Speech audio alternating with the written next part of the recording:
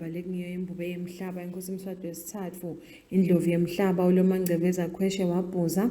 makhosikazi mvunankulu welive tindvuna tembuso labo-ke lababuke imidlalo eveni laseSwatini labo lababuke temasiko khona lapha ekhaya nalabanye-ke labanyenti bakathe bayingcenye yekuhlonyeliswa kwalabo labahlambana kuwumchudzelwano weNgwenyama Cup competition kanti-ke iNgwenyama Cup yentiwa ngebubele baso-ke sincephetelo Motor Vehicle Accidents Fund lapho khona batfunywa imbube yemhlaba kwekuthi abente umsebenzi lotawutfokotisa sive seMaswati uphindze futhi usihlanganise ulolonge nemakhono esive khona kuwo emasiko nakuto temidlalo. Kulabo-ke labatfole imihlomelo yabo kube ngiyo imbongi Senzo Khanzumgcoma Dlamini kwathi ingadla yatfolwa basemkhuzweni kaHoho sibhaca kwaba inkundla yasemaphalaleni luthango loluhambe embili lwasenkwene kuthi-ke lacebetelako kube ngawasebuseleni kanti-ke kuto temidlalo Maswazi Dlamini ube ngu-top goal scorer waphindze waba ngumdlali lohambe embili kulo mchudzelwano lophuma khona ka-Super League kube naSikhali Mdzinisa loka-Premier League of Eswatini naye-ke lotfole top goal scorer waphindze futhi waba ngumdlalo lohambe embili kuwo mchudzelwano kwaphindze futhi kwaba na-Knowledge Ngwenya Somlomo welicembu leMbabane Swallows lophume embili kubo-ke bosomlomo bemacembu kulo mchudzelwano kwaphindze kwaba naloyo-ke long-goalkeeper Sandanezwa Mathabela kwase-ke yaphindze futhi kuphuma licembu le-Young Lovers FC lelicudzelene khona-ke etifundзeni laphuma embili labatihlabani licembu le-Green Mamba yilo-ke boshambeni bakhona ka-Premier League of Eswatini kuyo ibhola yetinyawo labo bahambe khona nesizumbulu sa-1.4 million emalangeni. Imbube yemhlaba ibonge kakhulu kuwo baka-MVA nakuwo-ke emabandla labukete emidlalo kanye netemasiko kulo mncintiswano. Imbube yemhlaba idvumise kakhulu nesive seMaswati lesingenele lemidlalo yaphindze futhi yadvumisa ukuthi kuyabonakala ukuthi labo labathunywa ngiso silo semhlaba basebente ngekukhandla kubonakala ngayo-ke imiphumela lelaphayi. Imbube yemhlaba iphindze futhi yase-ke ibusiswa kukhuliswa kwayo imali yenzebe yeNgwenyama Cup njengoba kule minyaka lemithatfu leyendlulile yayikade iphakamise kwekuthi itawubita imali enganga-12 million emalangeni. Imbube-ke ithite kufuna kuphindze futhi kukhuliswe yona-ke imali letfolwa ngulabo labahlambene embili ikakhulu kuto temasiko ngawo-ke imali letawusetjentiswa kule minyaka lemithatfu letako itaba ngo-15 million emalangeni. Kuleso sigaba bekunene siphindze sabona ukuthi lo msebenzi njoba wente umsebenzi lomuhle kangaka eveni ukhutsata temasiko ukuthi angalahleki solo sisa khalipha ema teams akithi ukuthi acecesheke kutemidlalo kumqoka-ke ukuthi lo msebenzi kungathi noma sekufike ukuthi awu sekushabalele bosumbulwane kusho ukuthi vele sesiyawuyekela umsebenzi ufanele uqhubeke nine bekunene njengoba nje la ngiyabona kugcwele netinkampani letinyendi letivako naletilalelako bekunene njoba nembala umsebenzi ufanele uqhubeke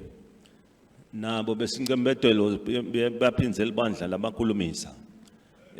kwaba kuhle kukhuluma nembala kwahlanganiswa tindzaba tonke nakubukwa ukuthi awu asekubukwe tikhwameni ukuthi kungakanani lokungaphindze kuthi wehahla umsebenzi wenkosi utoqhubeka kahle unembala babuye nemibiko lemihle iyajabulisa kakhulu bekunene bekunene indzaba-ke njengoba beyicalela ku-12 vele icale khona kwabonakala ukuthi asekubukwe ukuthi-ke ngabe kunganyuka yini nembala ngoba kumnanzi ukuthi kunyuke ikakhulu ngoba nalaba labadlalako labadlala ibhola labangenele temasiko nawuva nje ukuthi bathole iprice lengukuthi le mali ihamba yokwenta umsebenzi lomkhulu le emakhaya isekele i-welfare yemakhaya nako konke lokho kwakheke imisebenzi kwakhanya ukuthi ke cha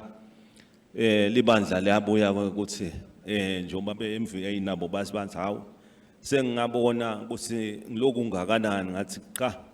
lese ngidawushale ngibathuma kona bayokusebenza sebatawukhokha 15 million bekune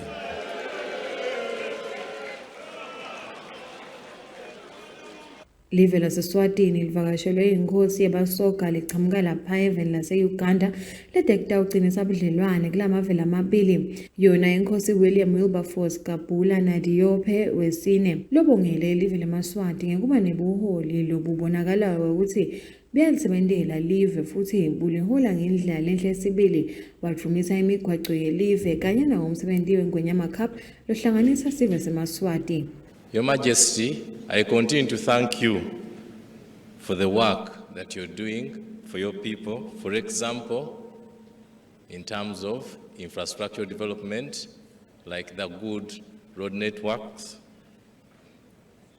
Another example is the improvisation of the affordable housing projects to the different communities. Thank you as well for promoting cultural tourism in Africa and all over the world. No wonder the Kingdom of Eswatini is the greatest kingdom in Africa. Sihlalo waleli bandla lelibuke iNgwenyama Cup jikelele umntwana inkosi Hlangabeza ubikile ke yena ukuthi imidlalo yebemihle kakhulu kulomncintiswano wa-2023-2024 nazo sive semaswati sibamangalise kakhulu ngekuphuma nakuba simo selitulu ngalesinye isikhathi besingileso lesibucayi impela njengoba uma ngabe lingashisi kakhulu likhipha umkhovu yetsheni belina lichilika lona silo vele ngibona mnyaka kambe ukuthi kambe uphetha vele kambe lenkomishi ingwenyama kule minyaka lemithathu kwele lomunye umlwanyana lokhanya ukuthi umgudwa lolophela kambe namhlanje aluselwa bekade sinikwe khona 12 million kulo 12 million silo angimane ngiyamise nje kancane ukuthi ingwenyama yathi asemane sengede cishe umbe mhlawumbe kulethe amasiko ngoba tona nje ekugcineni kwakhona silo besibani kambe mhlawumbe imbubu yathi asibanike bo 50,000 kambe lo nyaka ndlaluselwa imbubu yathi asibanike kumbe mhlawumbe bo 75,000 kubika kwethu ke silo ukuthi namuhla asathi imbubu ukuthi ithi lo mdlalo uyaqhubeka yini noma lo mdlalo uyema. Imbube yemhlaba ibusisile ukuthi lemidlalo yayo ke iNgwenyama Cup itawuchubeka kule minyaka lemithathu lelandzelako kulo 15 million tawusinjalo ngeminyaka kusemende imali enganga 5 million kude kuphelele isikhathi lesibekwe ngiso silo semhlaba etindzabeni temsakado ichongo yemaswati kuyakhanyisile mabuza ngina Kimberly Mavuso Sikamanzini.